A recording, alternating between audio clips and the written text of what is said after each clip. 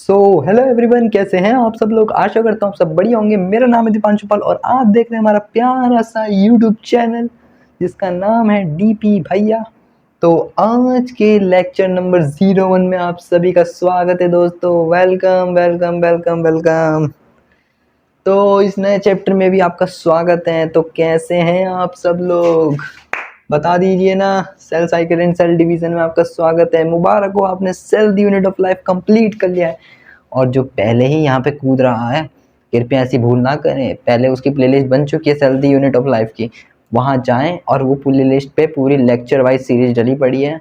एक दिन में अगर 3-3 लेक्चर भी देखोगे तो 1-1.5 हफ्ते में निपटा लोगे, ठीक है ना।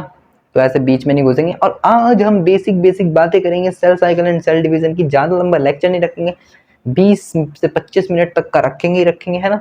और बेसिक इंट्रोडक्शन वाली कुछ बातें करेंगे कि भैया सेल साइकिल होता क्या है, कैसे डिप्लॉयड सेल हैप्लॉयड सेल क्या क्या होती हैं। तो ये सब हम बातें करेंगे। तो चलिए शुरू करते हैं बिना किसी देरी के। आइए चलिए। आइए दोस्तों, अब हम शुरू करते हैं बिना किसी देरी के। तो चलिए आइए। तो अब हम cell cycle and cell division को शुरू करने से पहले हम इसकी बेसिक बातों को समझेंगे। जिस तरीके से हमने सेल को समझा था, तभी जाके हमारा बेसिक से आगे तक का लेवल मजबूत होगा। घर बनाने के लिए जिस प्रकार से नी की जरूरत होती है कि नी मजबूत हो तभी घर मजबूत होगा, उसी प्रकार से हर चैप्टर को समझने के लिए उसके कुछ बेसिक टर्म्स होती है, उन्हें समझना बहुत जरूरी है। एक तरफ है डिप्लॉयड, एक तरफ है हैप्लॉयड। इनके मतलब क्या है आइए समझते हैं। तो सबसे पहले ये मैंने बनाई है एक तरह की, क्या एक तरह की, मान लो ये मैंने बनाई है आपकी क्या बनाई है दोस्तों, सेल बनाई। सेल नहीं, ये न्यूक्लियस है, न्यूक्लियस के अंदर के पार्ट हैं ये, ठीक है। अब यहाँ पे देखना, सॉरी दोस्तों, इसको हम सेल बोलेंगे, है ना। ये मैंने क्या बनाई है, सेल बनाई है। ये भी सेल है, ये भी सेल है, ये भी सेल है। अब सेल को मैंने इतना जूम करा है कि सिर्फ क्रोमोसोम्स ही नजर आ रहे हैं। क्या नजर आ रहे हैं, क्रोमोसोम। माइक्रोस्कोप में मैंने इतना जूम कर दिया, इतना जूम कर दिया। ये मैंने सेल की कवरिंग दिखाई है बस, और इसके अंदर के डायरेक्ट क्रोमोसोम दिखाए हैं। अब मैं वो सब दिखाई नहीं रहा कि भैया न्यूक्लियस भी होगा, एंडोप्लाज्मिक रेटिकुलम भी होगा, ये सब होगा, नहीं, मैं डायरेक्ट जूम कर लिया। और अब मैं देख रहा हूँ कि भैया 2 copy of each chromosome, 2 copy of each chromosome. मतलब यहाँ पे क्या होगी, 2 कॉपी, मतलब 2 कॉपी, एक क्रोमोसोम ये वाला, एक क्रोमोसोम ये वाला, एक पेयर में मिल रहा है। देखो लिखा तो है 2 कॉपी एक क्रोमोसोम की एक पेयर में मिल रही है। 2 copy of each chromosome, 2 copy मिल रही है भैया हर एक क्रोमोसोम की। डिप्लॉयड में क्या हो रहा है, 2 कॉपी मिल रही है हर एक क्रोमोसोम की। ये क्रोमोसोम है, ये भी क्रोमोसोम है, इनकी 2-2 कॉपी मिल रही है। ये एक हमशक्ल एक जैसे एक पेयर में मिल रहे हैं। अरे जैसे चप्पल लेने जाते हो, रुक जाओ दिखा देता हूँ। चप्पल लेने जाते हो ना, तो क्या होता है, 2 एक साथ मिलते हैं। 2 एक साथ ही तो मिलते हैं, ये जोड़े में ही तो मिलते हैं, पेयर में। तो क्या है, 2 copy of each chromosome, 2 copy, ये क्रोमोसोम मान लो, ये क्रोमोसोम मान लो, तो 2 कॉपी हर एक क्रोमोसोम की पेयर में मिलेगी, ठीक है। तो 2 कॉपी मिल रही है, देखो 2 है ना, एक सैंडल लेफ्ट वाले का, एक सैंडल राइट वाले का। तो क्या हो रहा है, ये राइट वाले का, ये लेफ्ट वाले का। तो क्या है, 2 कॉपी मिल रही है हर एक क्रोमोसोम की। हर एक कौन है, एक एक चप्पल, एक एक चप्पल की क्या है भाई, डबल कॉपी तो है। अगर मान लो एक चप्पल दूसरी है, एक चप्पल दूसरी है, तो भाई फिर तो हो गया काम बर्बाद, चंपू लगोगे।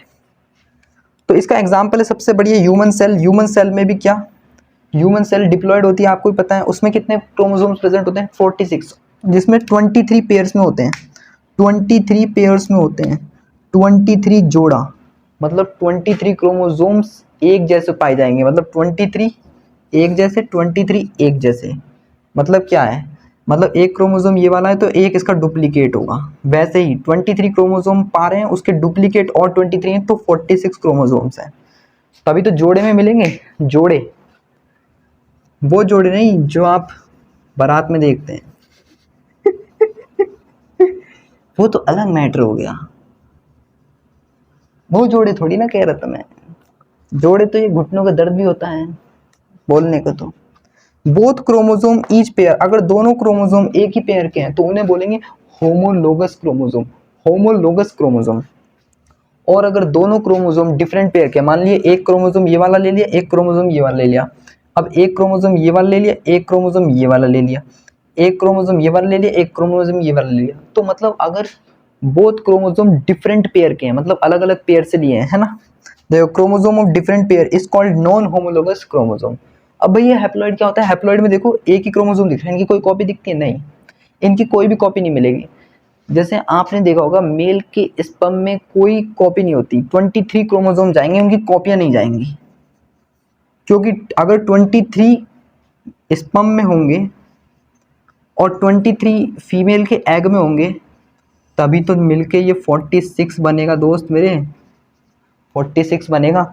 वरना अगर 46 इसमें हो गए, 46 इसमें हो गए तो फिर तो भाई ये तो अलग ही पहुंच जाएगा, और भाई ये फिर भाई अलग ही दुनिया में पहुंचेगा, अलग नहीं पहुंचेगा। 92 पहुंच जाएगा ये तो भाई, 92 फिर तो भाई अलग ही इंसान पैदा होगा, ठीक है ना। तो ये नहीं हो सकता, 23 एक गैमेट में जाएंगे, फिर 23 फीमेल गैमेट में होंगे, तब जाके 46 बनेगा, ठीक है। ओके, समझ में आ गई इतनी बात? इतनी बात क्लियर हो गई? तो इसलिए ये क्या होते हैं? हैप्लॉइड होते हैं, हैप्लॉइड।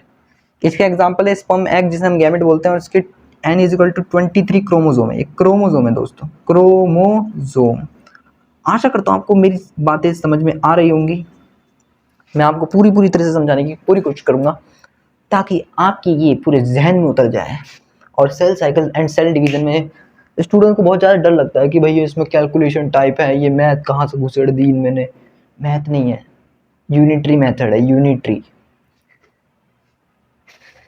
गुरुजी आप भी केमिस्ट्री वाली बातें करने लगे हो आजकल, वही केमिस्ट्री। देखो, अब देखो ये क्या है, ये भी देखो मैंने यहाँ पे बनाया है एक क्रोमोसोम। ये कि अब देखो ध्यान सुनना, ध्यान सुनना, ध्यान सुनना। ये एक सेल बनाई, एक सेल बनाई, इसमें मैंने कितने क्रोमोसोम बनाए? इसमें बताओ, इसमें तुम बताओ कितने कितने क्रोमोसोम बनाए? इसका भी एक ही क्रोमोसोम है, इसमें भी एक क्रोमोसोम है गुरुजी? इसमें भी एक क्रोमोसोम, इसमें भी एक क्रोमोसोम, तो फिर अंतर क्या है दोनों में? अंतर है, अंतर है। तुम्हारे दोस्त और तुम्हारी आदत सेम है, पर दोनों में अंतर है ना, दोनों में अंतर है ना। वो तुम खुद देखते ही पहचान लेते हो कि मेरा दोस्त ही ऐसी हरकतें कर सकता है, तुम देखते ही पहचान लेते हो। भले तुम दोनों की सोच मिलती हो, पर ऐसी हरकतें वो ही कर सकता है, सिर्फ तुम उसे देखते ही पहचान लेते हो। उसी प्रकार से भले ही दोनों के क्रोमोसोम एक हैं, बट क्रोमेटिड इसकी एक है और इसकी क्रोमेटिड दो है। मैंने याद करो nucleus, cell the unit of life में न्यूक्लियस वाले टॉपिक में बताया था, इस पूरे को एक क्रोमेटिड बोलते हैं। तो जब इस पूरे को एक क्रोमेटिड बोलेंगे तो इस पूरे को एक क्रोमेटिड, तो कुल मिला के दो क्रोमेटिड बनेंगी। इसमें भैया डीएनए कम पाया जाएगा, जब दो क्रोमेटिड है तो इसमें भैया दो डीएनए से पा रहा है ना, एक डीएनए इसका होगा, एक डीएनए इसका होगा, है ना। और ये डबल स्टैंडर्ड में है, ठीक है, तो इसमें डीएनए लेस होगा, इसमें मोर होगा। अब हम बढ़ते हैं अपने आगे की टॉपिक की तरफ, तो चलिए बिना किसी देरी के अगले टॉपिक पे बढ़ते हैं। तो दोस्तों आइए, मैंने इसी में वो छोटा सा टॉपिक इसी के अंदर ऐड कर दिया है, तो मैं उसको भी समझा देता हूँ, क्योंकि यहाँ पे मैंने डायग्राम भी बना रखा है, तो मैंने सोचा इसी में ऐड कर देता हूँ छोटा सा टॉपिक, क्योंकि 2C1C का कॉन्सेप्ट है। तो 2C1C का कॉन्सेप्ट आइए, total amount of DNA in diploid cell. देखो मैंने बोला था नहीं, ये सेल है डिप्लॉइड सेल, है ना। अब भैया टोटल अमाउंट ऑफ डीएनए मतलब टोटल पूरा का इस पूरे सेल में जितना भी अमाउंट है डीएनए का, डिप्लॉइड सेल में जितना भी टोटल अमाउंट है, जितना भी पूरा का पूरा जितना भी अमाउंट है डीएनए का, उसको हम क्या बोलते हैं? 2C। अगर मान लीजिए 46 क्रोमोसोम है तो उनका भी अमाउंट 2C होगा। भैया 2C क्यों होगा? क्योंकि यहाँ पे सेम टाइप की क्रोमोसोम पाई जाती है। मान लीजिए ये एक क्रोमोसोम पाई जा रही है, इसको मान लीजिए ये 1C बोल रहे हैं ना। फिर इसी की तरह मान लीजिए डुप्लीकेट भी पाई जा रही है तो इसका भी 1C, तो टोटल 2C। और यहाँ पे हम 46 क्रोमोसोम होंगे उसका भी 2C बोलेंगे, एक क्रोमोसोम होगा उसका भी 2C बोलेंगे। डिप्लॉइड सेल में जितने भी क्रोमोसोम प्रेजेंट होंगे उन सबका 2C बोलेंगे। ह्यूमन सेल में अगर एग्जाम्पल देखते हैं तो 46 क्रोमोसोम्स होते हैं, बट मान लीजिए कोई भी सेल है, मान लीजिए मैंने अपनी इमेजिनेशन के लिए ले लिया, मान लीजिए एक क्रोमोसोम है, एक क्रोमोसोम है ना, ये एक क्रोमोसोम है, बट ये डिप्लॉइड सेल है, ये डिप्लॉइड सेल है, डिप्लॉइड, इसको मैंने बोल दिया डिप्लॉइड सेल है। तो इसका डीएनए का अमाउंट कितना होगा? डीएनए का अमाउंट होगा 2C। अगर मान लीजिए हैप्लॉइड सेल है, हैप्लॉइड सेल, तो टोटल अमाउंट ऑफ डीएनए कि इसमें भैया टोटल पूरा का पूरा अमाउंट कितना होगा डीएनए का इन हैप्लॉइड सेल, तो इसका होता है 1C। मान लीजिए 23 क्रोमोसोम्स है तब भी 1C होगा, एक क्रोमोसोम है तब भी 1C होगा, 2 क्रोमोसोम है तब भी 1C होगा, क्योंकि भैया अमाउंट ऑफ डीएनए इसमें 1C ही रहेगा। तो ये थोड़ा डाटाबेस था, चाहे इसमें कितने भी क्रोमोसोम हो, जितने मान लीजिए गैमेट के हिसाब से 23 क्रोमोसोम्स होते हैं तो भी ये 1C रहेगा। अगर 5 क्रोमोसोम होंगे, अगर मान लीजिए क्वेश्चन में गिवन दे दिया कि बताइए एक हैप्लॉइड सेल है जिसके 5 क्रोमोसोम है तो उसके डीएनए का अमाउंट क्या होगा, तो आपको लिखना है 1C। और बोल दिया कि अगर मान लीजिए इसमें 40 मान लीजिए कोई डिप्लॉइड सेल है, if imagine 1 diploid cell is present, then number of क्या बोलेंगे जो भी अंग्रेजी में कि भैया 40 क्रोमोसोम प्रेजेंट हैं, तो 40 chromosomes is present, 40 chromosomes present, तो भैया डीएनए का अमाउंट कितना होगा, 2C होगा। तब भी दोस्तों मेरी अंग्रेजी के लिए मुझे माफ़ करें, मेरी अंग्रेजी बोलने में इतनी बेटर नहीं है, बट हाँ समझाने के लिए बहुत अच्छी है हिंदी, और लिखवाऊंगा तो इंग्लिश में फाड़ू तरीके से, ठीक है। तो इस बात की चिंता बिल्कुल भी ना करें, माफ़ कर दें कहीं ग्रामेटिकल मिस्टेक हो गई हो तो मेरे से, ठीक है, क्षमा चाहेंगे, क्योंकि अगर इंग्लिश इतनी बढ़िया तरीके से आ रही होती आज मैं इंग्लिश के लेक्चर लेता। बायो के कॉन्सेप्ट आते हैं अच्छी तरीके से तो इसलिए बायो के लेक्चर ले रहा हूँ, ठीक है दोस्तों। तो आइए दोस्तों अब हम बेसिक कॉन्सेप्ट के बारे में समझते हैं कि सेल साइकिल का कॉन्सेप्ट क्या कहता है, कि कैसे डिवीज़न के लिए वो स्टार्ट करती है। तो अभी सेल साइकिल ये मत सोचना कि बस इतना हो गया ख़त्म हो गया, नहीं, इसकी थ्योरेटिकल पॉइंट भी मैं समझाऊंगा आपको, है ना। तो पहली बात, इतना जो फेज़ आता है ये पेरेंट सेल से लेके G2 फेज तक जो फेज चलता है इसे हम बोलते हैं इंटरफेज। इस फेज में क्या होता है ना, सेल ना अपने सामान को डबल कर रही होती है, तैयार कर रही होती है 1 से 2 हिस्सों में बांटने के लिए। जैसे मान लीजिए एक एग्जांपल से समझते हैं, किसी के पिताजी हैं, है ना, किसी के पिताजी हैं, मान लीजिए किसी के पिताजी हैं, किसी के भी हो सकता है, आप किसी का भी एग्जांपल ले सकते हैं, अपने घर से भी रिलेट कर सकते हैं, बट हम यहाँ पे जो प्रॉपर्टी से रिलेट मतलब बात करेंगे, मतलब ऐसे मतलब एग्जांपल मान लीजिए कि इन पिताजी को अपने दो बच्चों में चिंटू और मिंटू में बंटवारा करना है, ठीक है। इन्हें अपने 2 बच्चों चिंटू और मिंटू में बंटवारा करना है, ठीक है। और इनके पास कुल कितने रुपए हैं, 100 रुपए हैं, इनके पास 100 रुपए हैं। अब ये इन्होंने बोला कि भैया बच्चों को ने तो कुछ नहीं बोला, बट इनको जो लोगों ने राय दी कि भैया जितना आपके पास पैसा है उतना ही आपके बच्चों में भी होना चाहिए।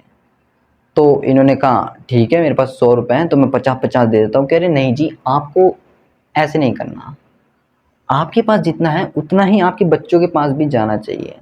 मतलब आपके बच्चों के पास भी 100 रुपए जाना चाहिए, चिंटू के पास भी 100 रुपए जाना चाहिए, मिंटू के पास भी 100 रुपए जाना चाहिए।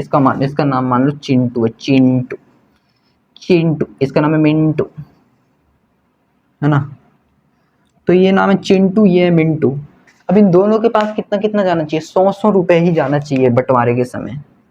किसी ने इन्हें राय दी कि भैया नहीं, 50-50 नहीं, ऐसे नहीं चलेगा, 100 ही दीजिए, कम से कम इतना तो दीजिए कि 100 इसके पास 100 इसके पास, जितना आपके पास था कम से कम इसके पास भी तो उतना रहेगा एक के पास। तो कहा कि भैया इतना तो नहीं है, तो कह रहा आप अपने अमाउंट को अभी डबल करो, अभी बंटवारा होने में समय है, जब तक आप अपने पैसे को डबल करो, एक का डबल, फिर हेरा फेरी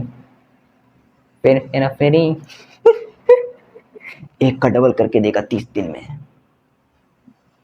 ये तो जा रहे जोर जोर से चिल्ला के सबको स्कीम में बता दे। यहाँ पे वही काम होगा, अभी देखना, ये सेल वही काम करेगी पूरा का पूरा, फिर हेरा फेरी करेगी, देखना तुम। बट ये सही में एक का डबल कर लेते हैं, फिर हेरा फेरी में एक का डबल हो ही नहीं पाता, वो तो लुट्टू राम था, बट यहाँ पे सही में एक का डबल होगा, अभी देखना तुम। अब इनको बोला गया कि आप एक का डबल करिए, मतलब 100 के 200 रुपए कीजिए। अब 200 रुपए करने के लिए इन्हें क्या करना पड़ेगा, तो मान लीजिए इस क्रोमोसोम में कितने रुपए हैं? इस क्रोमोसोम पे मान लीजिए कितने रुपए, 10 रुपए हैं। बाकी के 90 रुपए साइटोप्लाज्म में सेल ऑर्गेनेल के पास।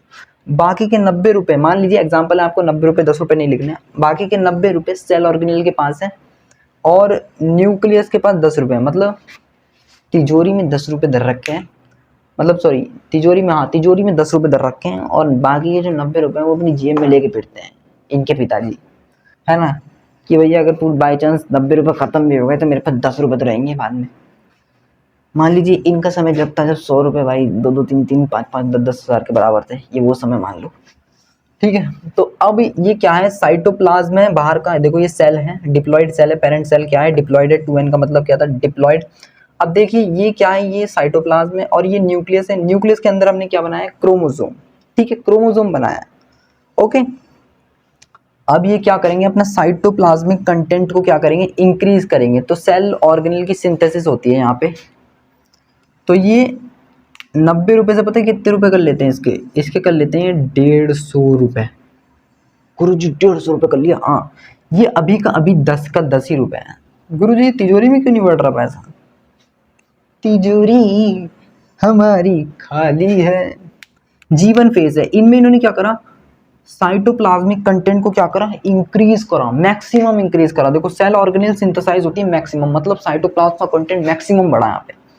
फिर आया एस फेज, एस फेज में क्या हुआ, मतलब जैसे फागुन भादो ऐसे महीने चलते हैं ना, जनवरी फरवरी हिंदी में फागुन भादो का महीना ऐसे बोलते हैं ना, अलग अलग महीने को हिंदी में, कि भैया सावन का महीना, फागुन का महीना, है ना, बट शीत ऋतु का महीना, है ना, अलग अलग, है ना। तो वैसे ही हर 3-3 महीने में अपने पैसे बढ़ाते जा रहे हैं धीरे धीरे करके। इन्होंने कोई LIC ले ली है और उससे अपना काम चला रहे हैं तो LIC से इन्होंने अपना पैसा डबल कर रहे हैं, देख रहे हो क्या दिमाग लगा रहा है बंदा, कि जो पैसे दे रहा हूँ वो तो मिलेगा उसका डबल मिलेगा, डबल मिलेगा मेरे को, एक का डबल। तो एस फेज में क्या हुआ, अब एस फेज में क्या होता है ना, DNA रिप्लिकेशन, मतलब तिजोरी का पैसा। इन्होंने क्या करा, एक सेविंग बैंक अकाउंट खोला और वहाँ पे ना, जैसे कुछ बैंक अकाउंट मतलब बैंक अकाउंट में 2 तरीके से पैसा जमा होता है। एक सेविंग बैंक अकाउंट में क्या होता है, आपकी जितना बैंक में पैसा है वो वैसा का वैसा ही रहेगा, उसमें कुछ बढ़ता उड़ता नहीं है, 1-2 रुपए तो ऐसे इंटरेस्ट में बढ़ता रहता है, वो तो बात अलग है। बट मान लीजिए आपने कुछ फिक्स पैसा डिपॉजिट करवा दिया कि इसको मैं इतने साल तक के लिए नहीं निकालूंगा, तो उसमें बैंक मैनेजर आपको बताता है कि आप इतना पैसा जमा करेंगे तो आपको इतने 6 महीने बाद, साल भर बाद इतना बढ़ के मिलेगा। तो आप, अब इसके पापा ने वही दिमाग लगाया, कहा बैंक जाते हैं तिजोरी का पैसा डबल करवाते हैं। इन्होंने 10 रुपए की पत्ती पकड़ा दी, कहा जी ये पैसा मुझे कितने दिन में डबल होगा, मिल जाएगा। कह रहे भैया 3 महीने में 5 रुपए बढ़ेंगे। मतलब 3 महीने में क्या होगा, नहीं मतलब बोला कि 6 महीने साल भर में, ऐसा मान लो, कुछ भी मान लो, 6 महीने साल भर में कितने रुपए बढ़ जाएंगे, पूरे 20 रुपए हो जाएंगे, 20 रुपए हो जाएंगे, मतलब पूरा डबल कर देंगे हम आपकी तिजोरी के पैसे को। तो कह रहे ठीक है जी, तो वो 3-6 महीने कब होंगे, जब G2 फेज पे आएंगे, ठीक है। तो अब देखिए इन्होंने यहाँ पे से जमा कर दिया था पैसा, जब जीवन फेज पे थे इन्होंने पैसा तिजोरी में डाल दिया था, बट अब जाके वो डबल हो रहा है। तो देख रहे हो अब डबल हो रहा है, तो एस फेज में आके वो DNA का पैसा डबल हो गया, मतलब यहाँ पे कितने रुपए हो गए, अब यहाँ पे हो गए 20 रुपए, और सॉरी यार 120 कर दिया, 20 रुपए हो गए, और इधर कितने हो गए, इधर हो गए 170 रुपए, 170 और 20 कितना हो गया, 190। अब बचे बस 10 रुपए, 10 रुपए और कमा लिए, बापू का जीवन सफल हो जाएगा। बापू 100 रुपए बांट के कहेगा भैया मेरा कोई हिस्सा नहीं है, मैं तो चलूंगा अपने काम पे। तो इसमें साइटोप्लाज्म में भी डबल होता है, सेंट्रियोल की डुप्लीकेशन होती है, इसमें सेंट्रियोल की डुप्लीकेशन होती है, तो तभी तो मैंने यहाँ से 150 से 170 बढ़ा। अब यहाँ पे कोई पैसा डबल नहीं होगा क्योंकि ये 20 का 20 ही रुपए रहेगा, ठीक है। अब पैसा फिर से यहाँ पे डबल होगा, यहाँ माइटोकॉन्ड्रिया डबल होंगे, क्लोरोप्लास्ट डबल होगा, गोल्गी बॉडी डबल होगा, तो यहाँ पे 10 रुपए और बढ़ जाएगा, मतलब यहाँ पे कितने रुपए हो जाएंगे, 180 रुपए हो जाएंगे पूरे के पूरे। तो साइटोप्लाज्म हो गए 180 रुपए, और इधर हो गए 120 रुपए, पूरे मिला के हो गए 200 रुपए। अब ये 200 रुपए बांट देंगे, इसमें 100 रुपए इसमें, 100 रुपए इसमें, और इन्होंने अपना अमाउंट को करा था डबल, और ऐसे करके करा इन्होंने डिवाइड। तो अब इसको सेल की भाषा में भी समझिए, पेरेंट सेल थी, इसने अपना साइटोप्लाज्मिक कंटेंट पहले इंक्रीज करने की सोची, तो सेल ऑर्गेनेल की मैक्सिमम सिंथेसिस हुई, जिसके कारण जीवन फेज में है ना, किसमें हुई, जीवन फेज में, न्यूक्लियस के अंदर वो क्रोमोसोम वैसा का वैसा ही रहा था। अब यहाँ पे क्या हुआ, डीएनए की रेप्लिकेशन हुई, मतलब डीएनए की सिंथेसिस हुई, और सेंट्रियोल की साइटोप्लाज्म में डुप्लीकेशन हुई, तो इधर 170 रुपये हो गए, इधर 20 रुपये हो गया। फिर G2 फेज में क्या हुआ, माइटोकॉन्ड्रिया, क्लोरोप्लास्ट, गोल्गी बॉडी, ये सब डबल हुए, बाकी न्यूक्लियस वैसा का वैसे ही रहा फिर से। तो इस प्रकार से इन्होंने अपने पैसों को डबल कर लिया। अब भैया बंटवारे का समय अभी आया नहीं, अभी पैसे डबल करके पिताजी ने अपने पास ही धर रखे, अभी बंटवारे का समय नहीं आया। क्रोमोसोम कितने रहे, देखो मैंने अभी थोड़ी देर पहले बताया था, ये भी एक क्रोमोसोम माना जाएगा, ये भी एक क्रोमोसोम माना जाएगा, तो क्रोमोसोम का नंबर तो नहीं बदलेगा। पेरेंट सेल में भी एक क्रोमोसोम, G1 फेज में भी एक क्रोमोसोम, S फेज में भी एक क्रोमोसोम, G2 फेज में भी एक क्रोमोसोम। क्रोमेटिड का नंबर बदलेगा। देखो इन दोनों को मैंने क्या बोला था, एक क्रोमेटिड, ये पूरे के पूरे को मैंने क्या बोला था, एक क्रोमेटिड, इन पूरे के पूरे को क्या बोला था, एक क्रोमेटिड, और इसको मैंने क्या बोला था, दो क्रोमेटिड। तो इसमें क्या हुआ है, पेरेंट सेल में एक क्रोमेटिड, G1 फेज में एक क्रोमेटिड, S फेज में दो क्रोमेटिड, और G2 फेज में भी दो क्रोमेटिड। अमाउंट ऑफ डीएनए मैंने क्या बोला था, कोई भी डिप्लॉयड सेल हो उसका अमाउंट ऑफ डीएनए क्या होगा, 2C। तोबा तोबा तोबा बुडू। भाई ज़्यादा गाना नहीं गाना चाहिए, पता चला कॉपीराइट आ गया तो मैं दिक्कत में पड़ जाऊंगा, मेरी सारी मेहनत पे कीड़ा किराया फिर जाएगा। दोस्तों पता चला मेहनत मैंने करी, फल कोई और ले गया। गुरुजी हमारे तो बाग के बगीचे के आम ही चुरा के ले गया, पेड़ मैंने बोया, सोचा था 6 महीने बाद रसीले रसीले मीठे मीठे आम खाऊंगा, और पता चला आम ही गायब है। जब आम पकने के बाद बारी आई, देखा तो रात में किसी ने सारे आम तोड़ लिए हैं, कच्चे ही तोड़ लिए हैं, और उन्होंने उन्हें कार्बन लगा के पका के अपने घर में खा रहे हैं, और मैं यहाँ पे सिर्फ पेड़ की पत्तियां देख रहा हूँ। अभी ना जाओ छोड़कर। तो 2C ये भी क्या है, 2C। अब देखिए एस फेज क्या है, ये 4C, क्योंकि भैया एस फेज 4C क्यों हो गया, भैया डिप्लॉयड सेल तो 2C होता था ना। यहाँ पे डीएनए क्या था, हमने इस डीएनए को 2C बोला था, यहाँ पे डीएनए का अमाउंट क्या हुआ है, डबल हुआ है। जब डीएनए का अमाउंट क्या हुआ है, डबल हुआ है, देख नहीं रहे हो, मतलब ये मैंने एक क्रोमोसोम के लिए बताया, ऐसे सारे क्रोमोसोम में डीएनए का अमाउंट डबल हुआ होगा, क्योंकि जमीन बंटवारे के लिए पहले चीज़ें डबल करी जा रही है, प्रॉपर्टी को बंटवारा करने के लिए हम सामान को डबल कर रहे हैं, ताकि हर एक बच्चे को बराबर बराबर हिस्सा मिले। तो इसमें हमने क्या करा, 2 से मल्टीप्लाई करा तो 4C आया, तो ये भी 4C होगा। अभी देखना जब सेल डिवाइड करेगी तो अमाउंट वापस से 2C हो जाएगा, तो इसे हम इक्वेशनल डिवीजन भी बोलेंगे। तो अभी हम बढ़ते हैं अपने एम फेज की तरफ। ये कौन सा फेज था, ये इंटरफेज था।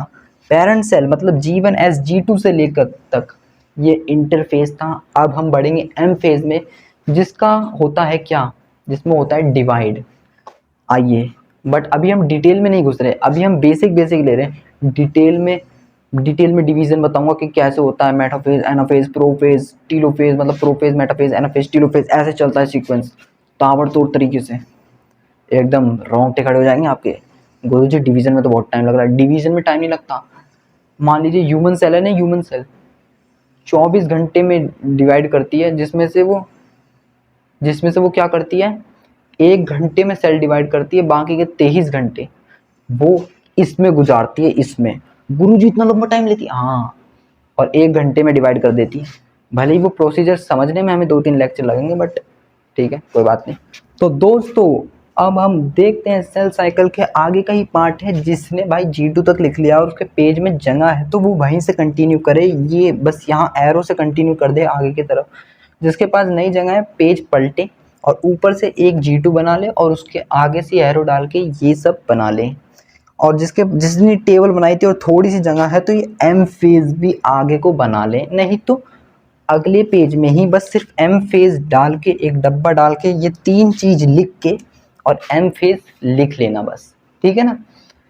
अब देखिए G2 तक क्या होता है भाई, में नोट डाल के एक पॉइंट लिखा था, G1+S+G2 मिला के होता है इंटरफेज। ये नॉन डिवाइडिंग फेज होता है। डीकंडेंस्ड फॉर्म ऑफ क्रोमोसोम को क्या बोलते हैं, क्रोमैटिन। अब देखिए एम फेज में क्या होता है, माइटोटिक डिवीजन। माइटोटिक डिवीजन का मतलब होता है जब किसी एक चीज को 2 बराबर हिस्सों में बांट देना, जब किसी एक चीज को 2 बराबर हिस्सों में बांट देना। अब जैसे मान लीजिए मेरे पास एक पेन है, मैं चाहता हूँ कि एक पेन मेरे दोनों भाइयों में बराबर बराबर बटे। तो मैं क्या करूँगा, मैं 2 पेन और ले लूँगा, मतलब, है ना। तो ये मान लीजिए मेरे पास था एक पेन, अब मैं चाहता हूँ कि इसको मैं 2 हिस्सों में कर, मतलब 2 इसके जैसा एक और डबल करके अपने दोनों भाइयों या बहनों में बांट दूँ। तो मैं इसके लिए क्या करूँगा, ये दोनों पेनों को, मैंने एक और पेन खरीद लिया और मैं अब इन दोनों को बांट दूंगा अपने भाई बहनों को कि एक तुम्हारा एक तुम्हारा, ठीक है। तो इसका ही मतलब है इक्वेशनल डिवीजन की, एक पेन उसको दिया एक पेन उसको दिया, दोनों का पेन का प्राइस भी सेम है, ये भी 3 रुपये वाला है ये भी 3 रुपये वाला है, तो मैंने दोनों को बराबर बराबर दिया, ठीक है ना दोस्त। तो दोनों को मैंने बराबर बराबर दिया, मैंने ये नहीं करा कि तू ये वाला पेन रख ले, तू ये वाला रख ले, तू 10 वाला रख, तू ये वाला नहीं, वरना एक नाराज हो जाएगा कि उसको बढ़िया वाला पेन दिया, मुझको ऐसा वाला पेन दिया, लड़ाई हो जाएगी फिर भाई। आप भाइयों भाइयों बहनों में आपस में लड़ाई होगी, मेरे से लड़ाई नहीं होगी उनकी, वो आपस में लड़ मरेंगे। ये ले मुझे दे तू ये वाला पेन, ये मेरा होगा, नहीं वो मुझे दिया भैया ने, नहीं नहीं वो मेरे को देना चाहिए था उसे, ये ले। ऐसे ही जब पिताजी बंटवारा कर रहे होंगे चिंटू और मिंटू का, तो वो पिताजी से नहीं लड़ेंगे, पिताजी को तो बाद में सुनाएंगे वो लोग कि पिताजी आपने बंटवारा ढंग से नहीं करा, देखो ना मुझे ही नहीं, ये नहीं दिया उसे वो दिया है, उसको टीवी दे दिया मुझे टीवी नहीं दी। ऐसा एक कहानी बता रहा हूँ, वैसे तो बंटवारे की जरूरत नहीं पड़नी चाहिए दोस्तों, खुद कमाइए, पिताजी के बंटवारे पे ना रहें, खुद कमाएं खुद खरीदें, पिताजी से ना मांगे, ठीक है ना, उन्हें क्यों परेशान कर रहे हैं, ठीक है। अब देखिए एम फेज माइटोटिक डिवीजन में क्या होता है, कि जस्ट एग्जांपल था समझाने के लिए, इसका रियल लाइफ में कोई भी यूज नहीं बता रहा मैं भाई, ये सिर्फ एक एग्जांपल था, ठीक है ना, कभी इसे रियल लाइफ में ले बैठो। अब इसमें क्या हुआ, मैंने देखो दोनों सब चीज को डबल करा इंटरफेस तक, अब मैं इनको दोनों हिस्सों में बांट दूंगा। तो इसमें क्रोमोसोम कितनी थी, इसमें भी एक थी, इसमें भी एक थी, और इसमें भी एक ही क्रोमोसोम है। क्रोमेटिड कितनी है, एक ही है भैया, इस पूरे को एक क्रोमेटिड बोला था, इस पूरे को एक क्रोमेटिड बोला था, ठीक है। अब अमाउंट ऑफ डीएनए इसका 4C था, जब 2 हिस्सों में बटेगी, अरे मान लो मेरे पास एक रोटी है, रोटी एक रोटी है, एक रोटी का जो अमाउंट है, मतलब एक रोटी की जो एनर्जी है, एक रोटी की एनर्जी है वो है 4C। अब मैंने उसको ना आधी आधी करके खाई, मतलब आधी आधी कर करके खाई, तो एक का कितना होगा, अगर मैं आधी खाऊंगा तो 2C मिलेगा, फिर आधी खाऊंगा 2C मिलेगा, तो मिलके कितना बना, 4C तो बना। तो वैसे ही इसका आधा का 2C आधे का 2C, ठीक है, समझ में आया। तो दोस्तों आज के लिए मैं इतना ही रखता हूँ, अभी मैं ज़्यादा हैवी नहीं रखना, ऑब्वियसली थोड़ा वैसे भी खिंच गया है, मतलब काफ़ी अच्छी लेंथ हो गई लेक्चर की, तो मैं जो थ्योरी वाला पॉइंट है वो कल बता दूंगा, कोई आफत नहीं आ रही है दोस्तों, अभी तो हमें इसके बारे में डिटेल में पढ़ना है। वैसे ये सेल यूनिट ऑफ लाइफ से कम लगेगा, क्योंकि ये मेरे ख्याल से 7 8 9 10 में ख़त्म हो जाएगा, ये कम लगेगा क्योंकि वो एक काफ़ी बड़ा चैप्टर था दोस्तों, तो ये उसके मुकाबले थोड़ा छोटा चैप्टर रहेगा, बट ये हो जाएगा। हाँ आज भी हमने काफ़ी कुछ खींच दिया है, बस अब कल थ्योरी थ्योरी लिखवाऊंगा इनकी, और ये नहीं अभी ख़त्म नहीं हुआ सेल साइकिल, अभी इसके बारे में और चीज़ें जाननी है, ठीक है ना, कि ये नहीं वैसा भी ख़त्म हो गया, नहीं अभी तुमने इंटरफेस पढ़ा है बस ढंग से, इंटरफेस एम फेज को तो अभी डिटेल में पढ़ोगे, इसमें कैरियोकाइनेसिस साइटोकाइनेसिस पढ़ोगे कि कैरियोकाइनेसिस क्या होता है, साइटोकाइनेसिस क्या होता है, कैरियोकाइनेसिस में कितने फेज आ रहे हैं, साइटोकाइनेसिस में कितने फेज आ रहे हैं, कैरियोकाइनेसिस में प्रोफेज मेटाफेज एनाफेज टीलोफेज, ये सब पढ़ोगे। तो एम फेज को अभी ढंग से पढ़ने के लिए तैयार हो जाना, अभी अगला लेक्चर भी थोड़ा बेसिक ही रहेगा, उसमें हम और चीज़ों के बारे में डिटेल में डिस्कस करेंगे और थ्योरी लिखेंगे। आज मैंने थ्योरी नहीं लिखवाई है, आज मैंने कॉन्सेप्ट बताया है, ठीक है ना। और दोस्तों मेरी इंग्लिश के लिए मुझे क्षमा कर दीजिए, ठीक है, अगर ग्रामेटिकल मिस्टेक हुई हो, मेरा इंटेंट आप समझ गए थे मैं क्या पूछना चाह रहा था, ठीक है ना, और जिसको नहीं समझ में आया भाई हिंदी में बता दिया तो माफ़ कर दें, यार जब आप इतने बड़े लोगों को माफ़ कर देते हैं तो मुझे भी माफ़ कर दें। और अगर वीडियो पसंद आई हो तो उसको लाइक करें और चैनल को सब्सक्राइब करें और बेल नोटिफिकेशन का बटन दबा लें, बेल आइकन का बटन, ताकि अगले लेक्चर की नोटिफिकेशन आप तक पहुंच जाए कि हाँ भैया भैया का लेक्चर आ गया, चलो चलो चलो चलो, चलो।